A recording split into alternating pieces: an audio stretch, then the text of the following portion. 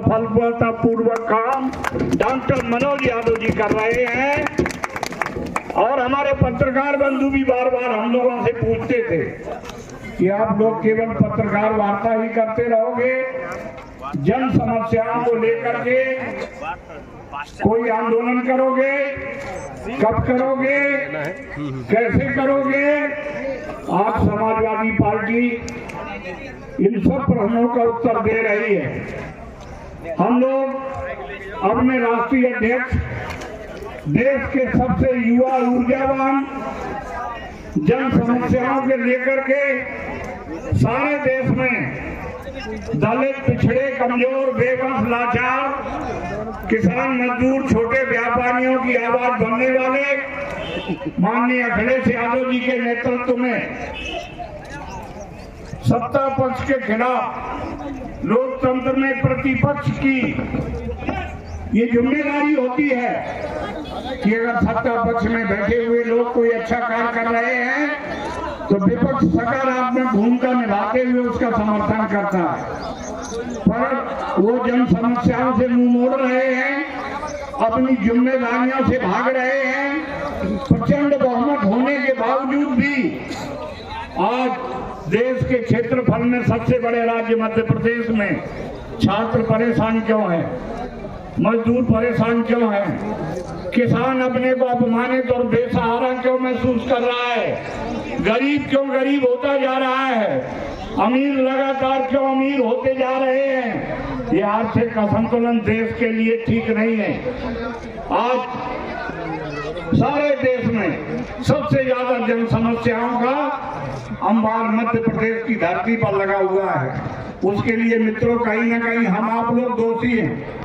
लगातार एक ही दल को मौका देने के कारण वो लोकतांत्रिक पद्धति से दूर होकर के एक निरंकुश तानाशाह की तरह व्यवहार कर रहे हैं।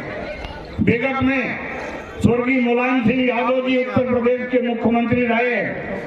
नेताजी का नाम लेते ही उत्तर प्रदेश का प्रशासन हरकत में आ जाता था, पीड़ित और कमजोर व्यक्ति को न्याय मिलने लगता था।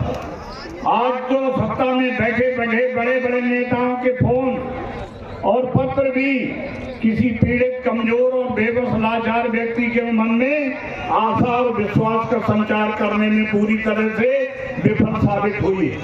इसलिए क्योंकि लंबे समय से जो नेता प्रतिपक्ष हैं, हमारे इंडिया गठबंधन के सहयोगी हैं, हमारे कांग्रेसी भाई हैं, वो भी आज सत्ता में रहे और भाजपा भी सत्ता में रही।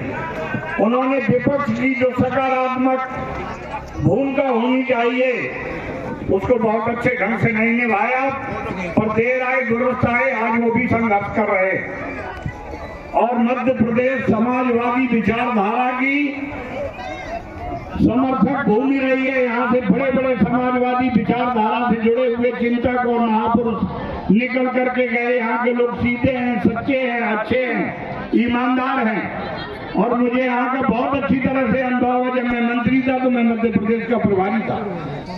केवल 4 जिले बचे होंगे, बुरहानपुर, खंडवा, मंडला और श्योपुर, जहाँ मैं नहीं गया क्योंकि मेरे पिताजी फौज में अफसर थे, एक किसान परिवार से थे। राजनीति हमारा विषय नहीं है पर सेवा का माध्यम है। आज राजनीति का मतलब सत्ताधारी दल ने ये साबित कर दिया, जिसकी कोई नीति ना हो वही राजनीति आज देश में हो रही है। देश के चुनिंदा पूंजीपतियों को संरक्षण दिया जा रहा है। देश के टैक्स से आया हुआ किसान, मजदूर, आम जनता का जो टैक्स का पैसा है वो कुछ पूंजीपतियों की जेब में जा रहा है। आज मोबाइल का रिचार्ज महंगा, टीवी का रिचार्ज महंगा, बादाम और लहसुन की कीमत लगभग आसपास पहुंच गई है। उस स्थिति में हमारी माताओं के लिए गैस महंगी, कड़वा तेल महंगा, इस सब से बचने के लिए, और ये भगवान की बात करते हैं, धर्म की बात करते हैं। महाकाल के उज्जैन में जो निर्माण कार्य कराया उसमें भी भयानक घोटाला हुआ, भयानक गड़बड़ियां हुई। अब मुश्किल बात यह है कि न्याय कौन करे, जांच कौन करे? तो लोकतंत्र में सबसे बड़ी भूमिका जनता की होती है। आपसे हम निवेदन करने आए हैं, आप डॉक्टर मनोज यादव को मदद करिए।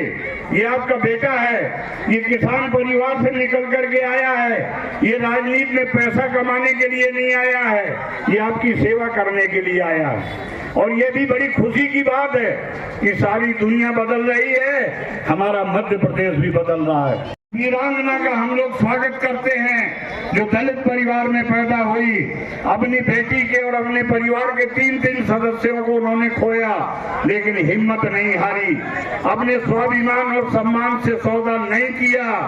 कोई पैसे का सौदागर इनका ईमान और चरित्र नहीं खरीद सका। हमारे राष्ट्रीय अध्यक्ष जी तक ये बात हमारे प्रदेश अध्यक्ष जी के माध्यम से जैसे ही पहुंची, उन्होंने इस मामले को अपने उसमें लेते हुए ऊपर से निर्देश जारी किए कि पूरी तरह से हम लोग मदद करें, पूरी तरह से हम लोग खड़े हों। इसलिए यहाँ आए हुए सभी कार्यकर्ताओं को मैं अपने प्रदेश अध्यक्ष जी की ओर से Hey there. Subscribe to my channel. And also press this bell icon.